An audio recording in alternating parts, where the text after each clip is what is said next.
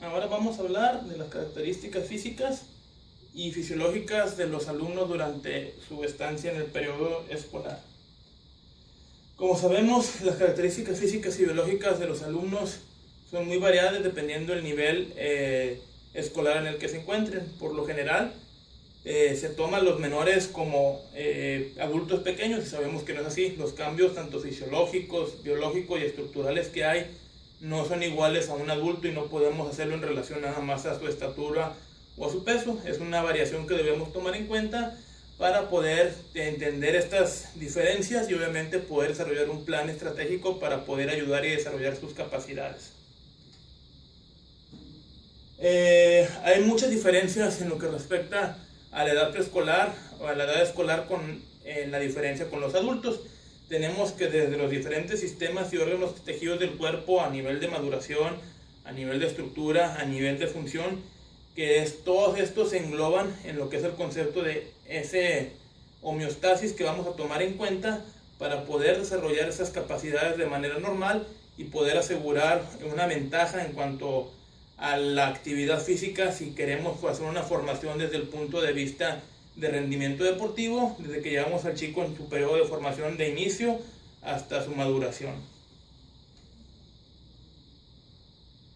En el campo de la actividad sabemos, como lo mencionamos, que el desarrollo del infante va a ser muy diferente y va a haber diferentes picos o diferentes puntos a través de su desarrollo en el que se van a ganar diferentes capacidades. Por ejemplo, la fuerza, tenemos que hay picos desde la infancia donde va a haber un aumento importante en la capacidad de desarrollar y generar fuerza, y otro pico donde la musculatura va a aumentar en cantidad y en volumen, por ejemplo en la adolescencia, también separando obviamente de hombres y mujeres. Es diferente la edad en que las mujeres desarrollan esta capacidad a los hombres, y también el grado. El hombre es beneficiado por las hormonas como la testosterona, mientras que la mujer no tiene ese grado de desarrollo. Entonces todo ese tipo de situaciones hay que ser tomadas en cuenta para poder desarrollar ese tipo de planes. Dentro de las etapas de crecimiento y desarrollo tenemos que hay desde los 6 hasta los 12 años dos etapas que van a estar muy bien diferenciadas. La primera, que viene de los 6 a los 10 años, y la segunda, que es de los 11 hasta aproximadamente los 12 o 13 años, con diferencias en hombres y mujeres. En estas dos etapas vamos a entrar en diferentes aspectos donde va a haber variabilidad en la formación y en el desarrollo de las estructuras corporales. Así tenemos, por ejemplo, que hay aceleraciones. Esto es donde va a haber picos de crecimiento, como lo mencionábamos anteriormente, en diferentes edades donde se van a desarrollar más ciertas estructuras que otras. Y en otro hay alternancias. Esto es, por ejemplo, la diferencia que existe entre el crecimiento de diferentes estructuras. Por ejemplo, es más rápido el crecimiento óseo que el crecimiento del tejido musculoesquelético, que esto inclusive puede desarrollar diferentes alteraciones o inclusive patologías o enfermedades, como serían cuando el crecimiento óseo es tan rápido que el crecimiento del músculo no lo puede seguir. Obviamente va a ocasionar lesiones en las estructuras donde estos dos tejidos están unidos.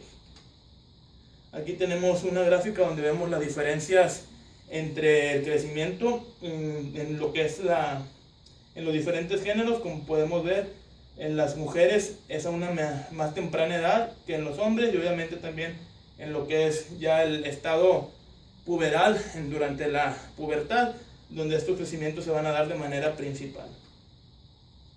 Las características diferenciales de los sistemas en respuesta al ejercicio, bueno, también el estado o la condición del menor por sus diferentes configuraciones con respecto al adulto, también va a ver que los diferentes sistemas tengan respuestas muy diferentes a una persona adulta.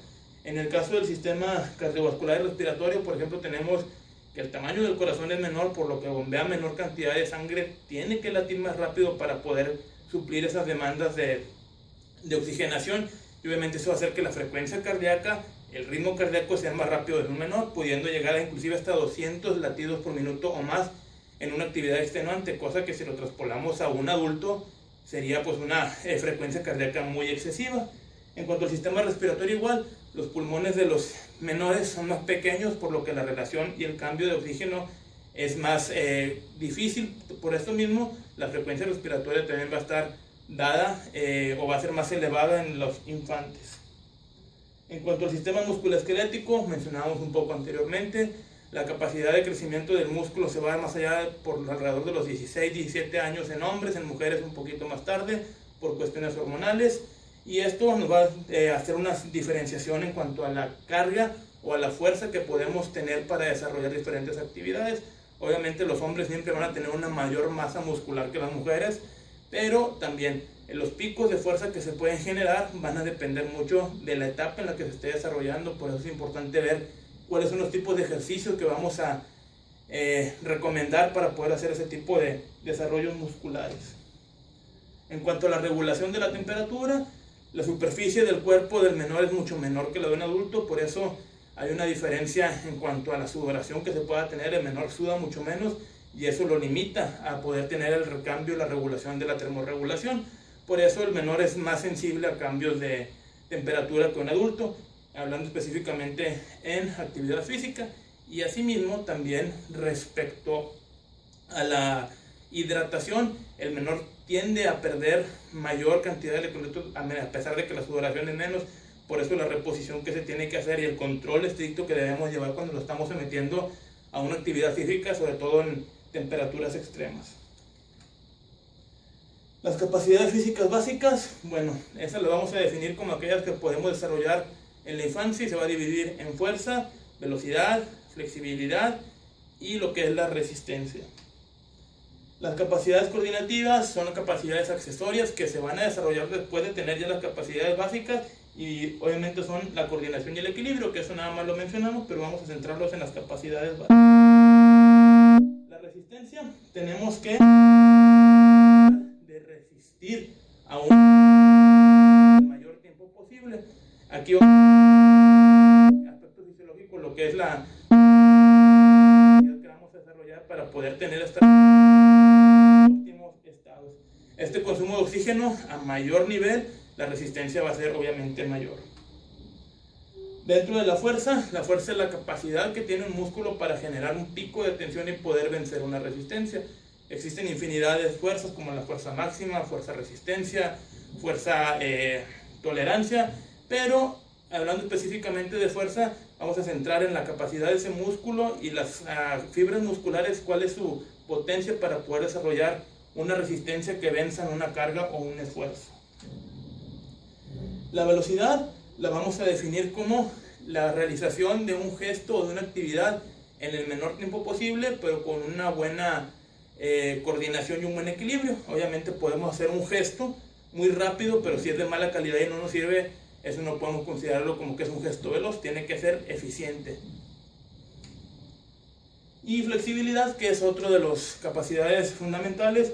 Poquito ahí confuso el tema porque podemos hablar tanto de flexibilidad como de elasticidad.